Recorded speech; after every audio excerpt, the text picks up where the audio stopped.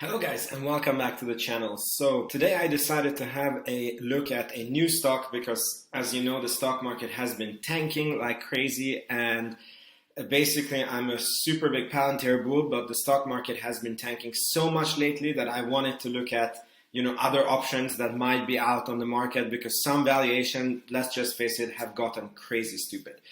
So I came to Shopify. This is a very big brand name, a very good company, and it's 82% down. And I was wondering, is this now a buy or not? So this is what we're going to be discussing in this video. I'm going to be sharing my valuation with you that you will be able to download on Patreon if you want to and play with it. If you like this video, please make sure you hit the subscribe and the like button to let me know that I should make more videos just like this one. So let's begin this video. So I don't know how much introduction you need to Shopify. I'm just going to keep it very short. So they are a company that is building the essential internet infrastructure for commerce. They offer multiple merchant solutions to small, medium, big businesses with different subscription and I want to say revenue share, but I mean they take a small percent of the income that they generate with the merchants, which is awesome because they're basically making money when the merchants that use them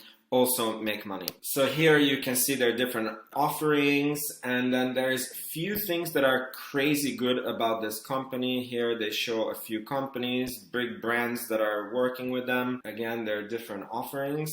So here is where the things start to be, because this is becoming a mature company. Obviously, they got a very big boost from COVID, from the stimulus, when everybody suddenly had to go online. And this is why they are a bit hard to actually evaluate at this current point. And obviously, after an 82% price drop, they do become very interesting. As you can see, their growth, they have a very long history of very high growth, but it is slowing, except for here in 2019, 2018, very nice acceleration without COVID. Obviously, here you have the COVID effect, and then they slowed down even more. Then they reported 2022 earnings and they are slowing even more. And this is a big question, like, was the demand pulled forward from COVID and then they're going to just continue to grow at the pace that they were growing before, or this is a perpetual slowing down in their business? You can see here the share of US retail e-commerce. You have Amazon, obviously the number one, but they're a bit different. Actually, Amazon can't compete in the space of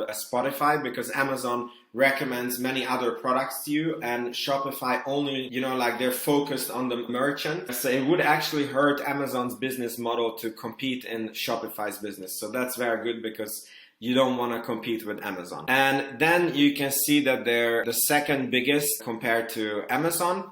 They have very strong revenue growth. And what's very nice to see is this black one is subscription revenue growth. And this green one is I don't want to say revenue share, but this is the money that they get when the merchants are doing good with their products, right? So you can see that was way outgrowing the subscription revenue. So that is just a sign that the products that they're doing are amazing. Here is, again, the tricky thing for their valuation because you can see the quarter growth and you see that they began to slow down here in Q1 2020 and then boom, COVID hit. And then now they're beginning to slow down again. So they're saying that they have a 38% compounded annual growth rate. And this remains to be seen if this stays this way. Again, making them very hard to value. Then they're obviously introducing different products. So their idea is that a merchant starts using them and then they offer payment solutions, delivery solutions, even loans to small businesses, even loans to customers. And they get more and more revenue as the customers use them more and more. So now let's look at the stock price. So at the peak of the market, or at their peak in 2020, wow, they didn't stop. Because normally all the growth companies started falling from this time, and Shopify actually stayed very strong until November. But needless to say, from this point, they are down 82%. which is crazy. So the question arises, are they a good company to buy? They're a bit tricky to value because on the surface, if you just go on Yahoo Finance and look at their numbers, you're going to see that they are 51 billion in market cap and they have a PE ratio of 17. That would be crazy low for a growth company. So obviously this is too good to be true, and I did a little digging, and this is because of, you know how most companies had to report losses on their investments. As far as I understand, they had to report a major gain on one of their investments. I believe it was a firm. It's a company that they acquired or took over. And basically that makes this number look a lot better than actually it is. However, they did have positive earnings last year, not in Q1 this year. And they had a not necessarily good outlook. 4.6 billion total revenue last year. You can see that the revenue is still growing. Again, not at the pace that it was growing before.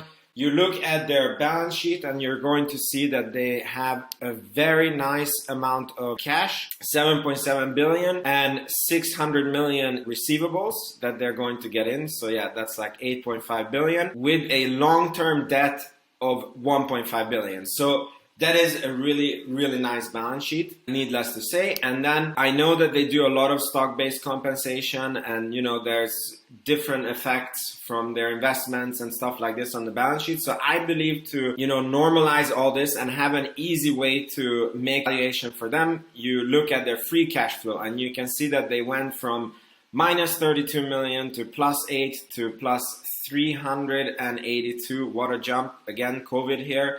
And then they went to 453 million at the end of 2021.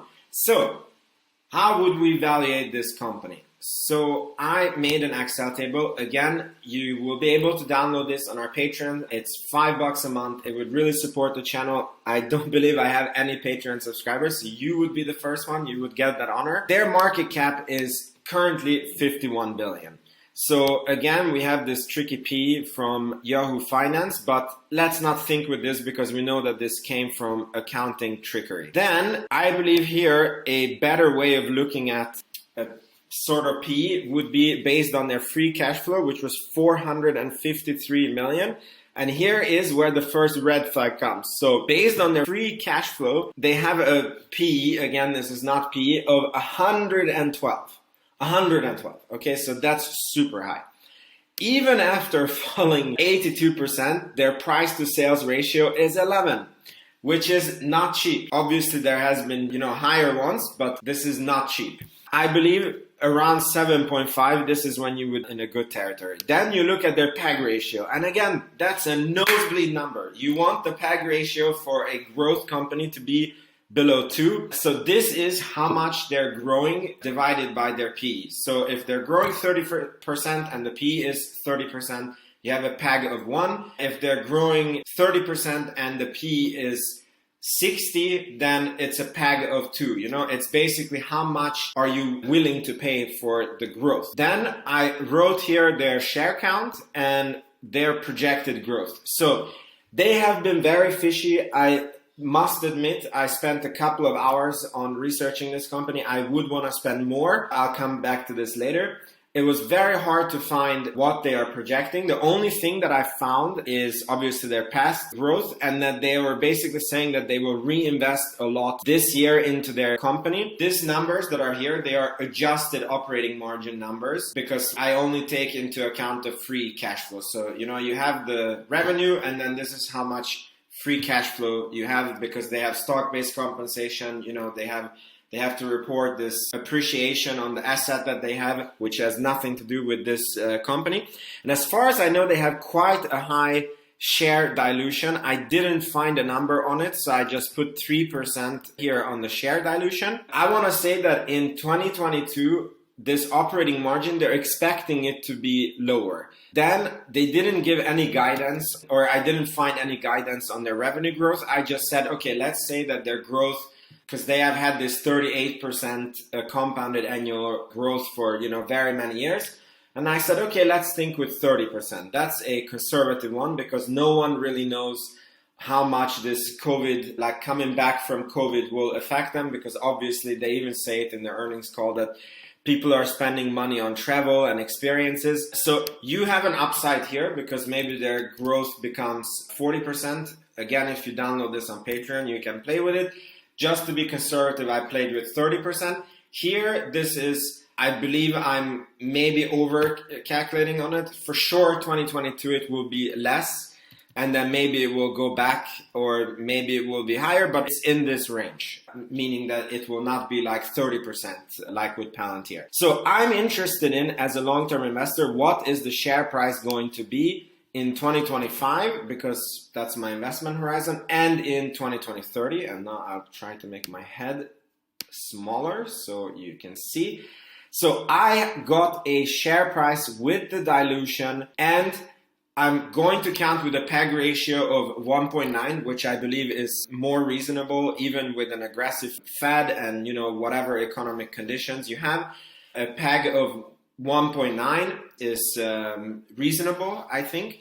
And if they have 30% growth, then their PE should be around 60. I counted with 57 here. That would put their market cap at 750 billion in 2025 and almost 300 billion in 2030, which would result in a share price of 525 and 1685. So what I like with my tables is, obviously we know that the current stock price is at 400, right? So that means that you have about a 20% upside to 2025, and you can 3x up to 2030. So what I like to play with is I normally go for a 30% return year over year. And obviously some people are happy with 20%. So if you change it to 20% here, then it changes to what the stock price be today for you to get the 20% return, so that the stock price arrives here, right? Basically, to keep it short, even after falling 82%, the stock price is still very, very overvalued. So I am definitely not buying this stock, even though it's a super quality company. They are going to be growing for the next 10, 15, maybe 20 plus years. However, you need to bet on good stories, and this is 50% of your investment is to find a good story. And the other 50% is get this story at a reasonable good price. And I believe we are not there yet. If the price falls more and we go below 300 and we go around the 250s, I will want to revisit my numbers, because I can see that it can be that their operating margin will be very low in 2022 and 2023, and then because of their network effects it will increase. It could be that they re-accelerate their growth. And, it could be that I overcalculated on the share dilution, but for sure, whatever miscalculation I made, the stock is still overvalued. Thank you for watching so far. I hope this video gave a lot of value to you, and I will see you in the next video. Don't forget to subscribe and like this video if you liked it. Bye-bye.